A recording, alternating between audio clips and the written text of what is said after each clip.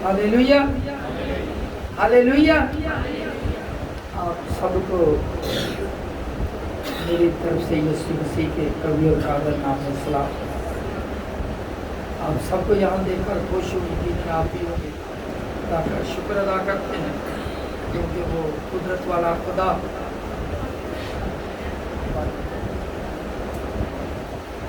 हमारा खुदा तादाद का खुदा नहीं। Praise the Lord. हमारा खुदा तादाद का खुदा नहीं, वो तो एक एक का पीछा करने वाला खुदा, एक एक के पीछे जाता है।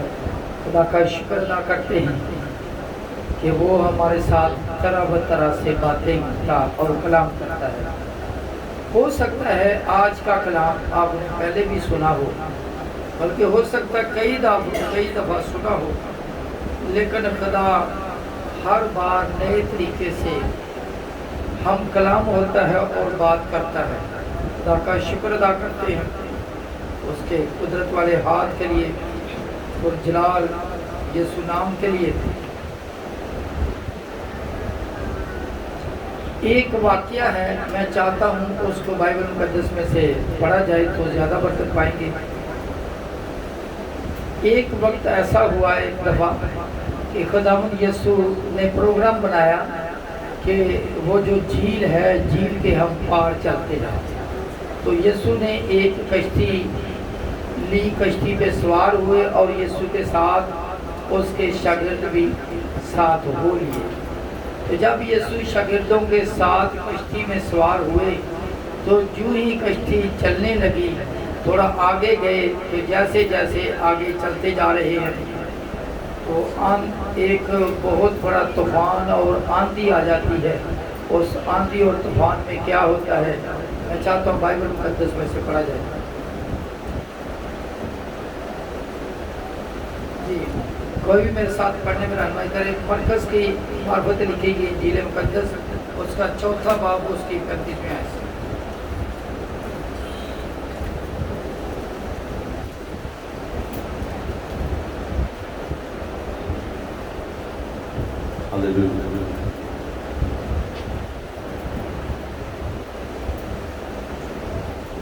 ये शाम का वक्त था। उसी दिन जब शाम हुई तो उसने उनसे कहा, आओ पार चलें। उसने उनसे कहा, उस कौन है? यीशु। उन क्या है? शागिर्द। यीशु ने अपने शागिर्दों से कहा, आओ पार चलें। पार कहाँ? यानी इस झील से पार चलें।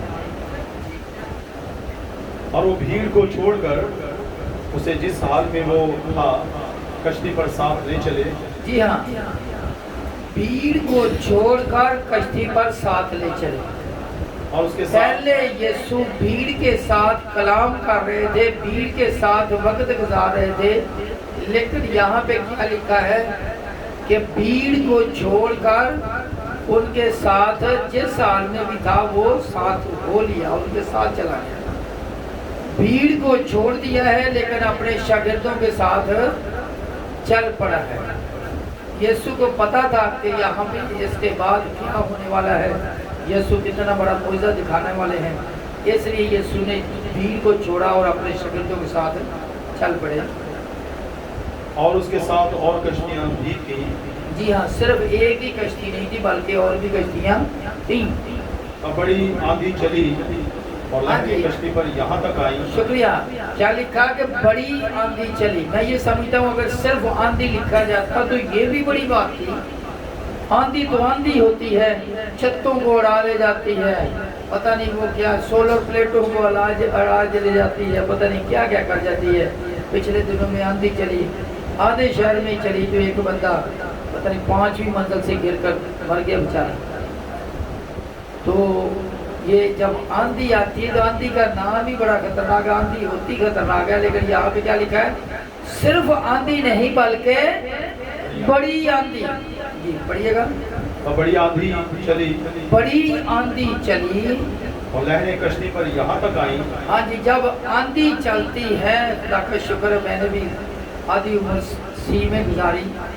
जब आंधी चलती है, तेज हवा चलती है تو پھر سمندر ہو یا جھیل ہو پھر اس کی موجیں بھی اٹھنا شروع ہو جاتی ہیں. جی ہاں، تو بڑی بڑی لہریں اٹھی اور لہریں کشتی پر یہاں تک آئیں اور لہریں کشتی پر یہاں تک آئیں کہ کشتی پانی سے بھری جاتی تھی. کشتی پانی سے بھری جاتی بھری جاتی تھی.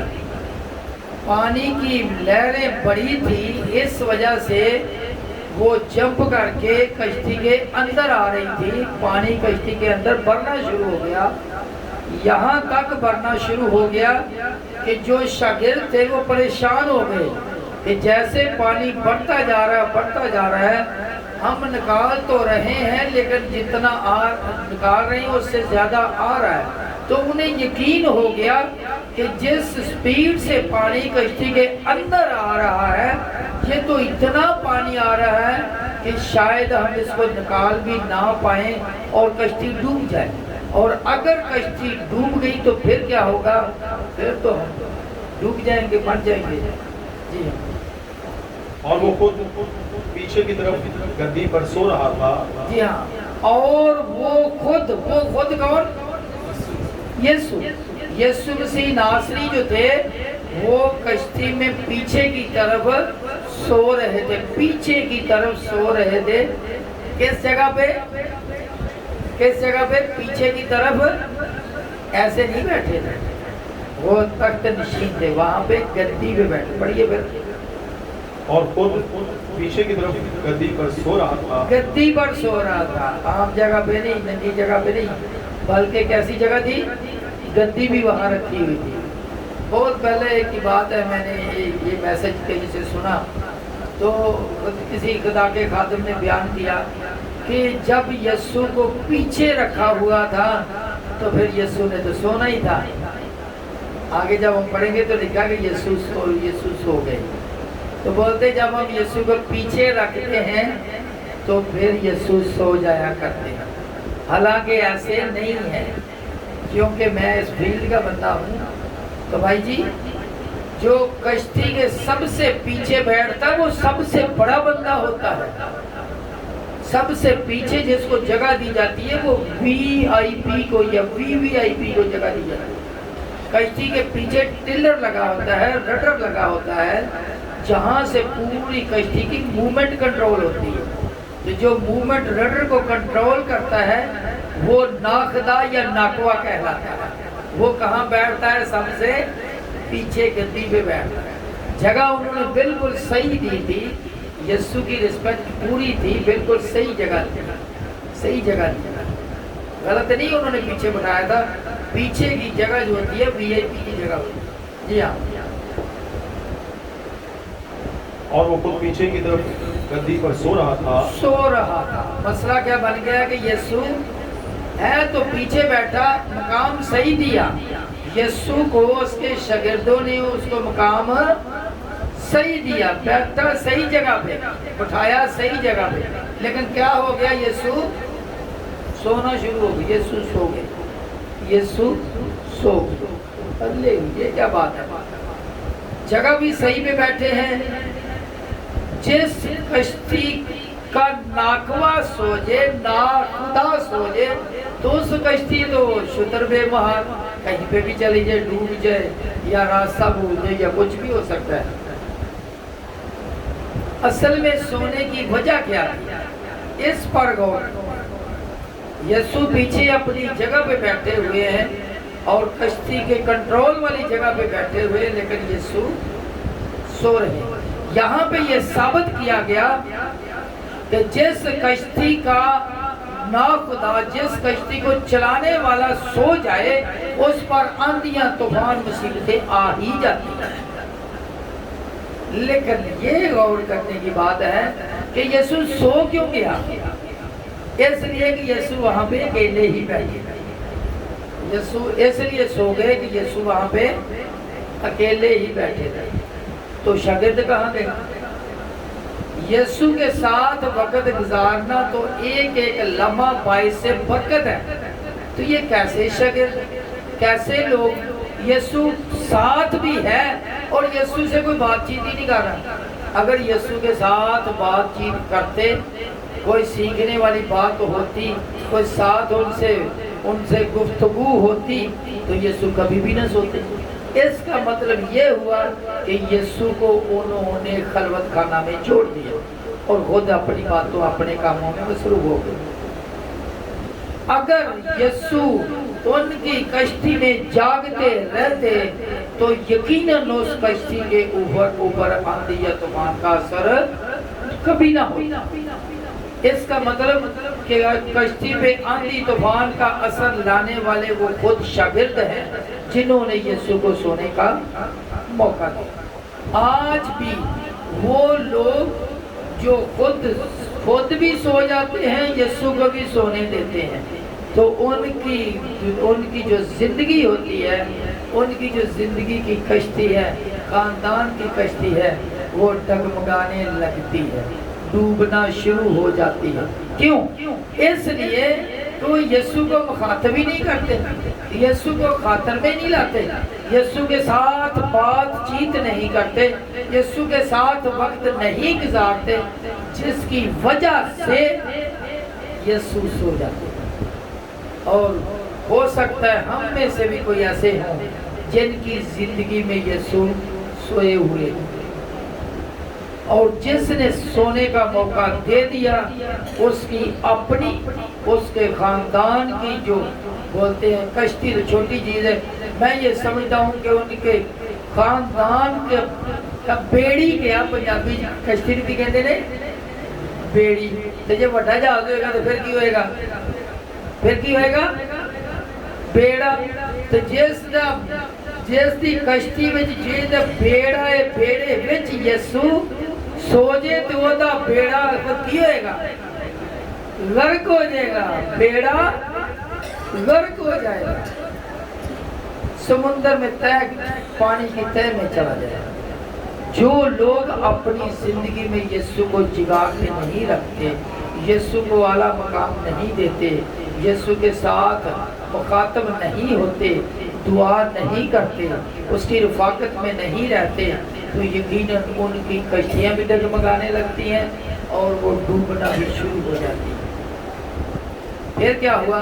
پھر ان کو یاد آیا کہ وہ تو استاد ہے، استاد سے بات کرتے ہیں۔ حالانکہ اگر کشتی ڈوبتی تو یسوع کہاں جاتے ہیں؟ یسوع تو کشتی میں تھے، پڑھیے گا۔ بس انہوں نے اسے جگا کر کہا، اے استاد، کیا تجھے فکر نہیں کہ ہم ہلاک ہوئے جاتے ہیں؟ شکریہ۔ کیا آپ سمجھتے ہیں کہ یسوع کشتی کے اندر ہے اور کشتی ڈوب جائے گی؟ ایسا ہو سکتا ہے؟ نہیں ہو سکتا۔ یہ تو معجزہ دکھانے کا ایک ڈھنگ تھا، ایک طریقہ تھا یسوع ناصری کا۔ اگر کشتی ڈوبتی، وہ بولتے ہیں، انہوں نے جا کے کیا کیا؟ یسوع کو جگایا اور کیا بولتے ہیں کہ تو سو رہا ہے اور ہم کیا ہلاک ہوئے جا رہے ہیں، ہم ہلاک ہوئے جا رہے ہیں۔ جب کہ کسی کا ایک قطرہ خون نہیں نکلا تو بول رہے ہیں ہم ہلاک ہوئے جا رہے ہیں، ان میں سے کوئی ایک بھی نہیں ڈوبا تو بولتے ہیں ہم ہلاک ہوئے جا رہے ہیں۔ تو کیا کشتی، اسی کشتی کے اندر یسوع نہیں ہے؟ اس کا مطلب ان کا اعتقاد، ان کا ایمان بھی تھوڑا سا کشتی کی طرح ڈگمگا رہا ہے، ڈاواں ڈول ہو رہا ہے۔ تو یسوع نے کیا فرمایا؟ یسوع نے اٹھ کر، اس نے اٹھ کر ہوا کو ڈانٹا، یسوع نے اٹھ کر ہوا کو ڈانٹا، یسوع نے اٹھ کر ہوا کو ڈانٹا اور پانی سے کہا، اور پانی سے کہا ساکت ہو، ساکت ہو۔ کتنی چیزیں یہاں پہ، کتنی چیزیں یہاں پہ؟ دو چیز۔ کون کون؟ نمبر ایک ہوا، نمبر دو پانی۔ دونوں بڑی خطرناک ہے۔ جب اپنی موج مستی پہ آتی ہیں، جب اوپر سے آرڈر لے کر آتی ہیں، بڑے کے بڑے درخت گرا دیتی ہیں، بڑی بلڈنگیں گرا دیتی ہیں، اور پانی جب آرڈر لے کر آتا ہے، جب پانی کو آرڈر ملتا ہے، بڑی بڑی بلڈنگیں اور بستیوں کے بستیاں ڈبو جاتی ہیں۔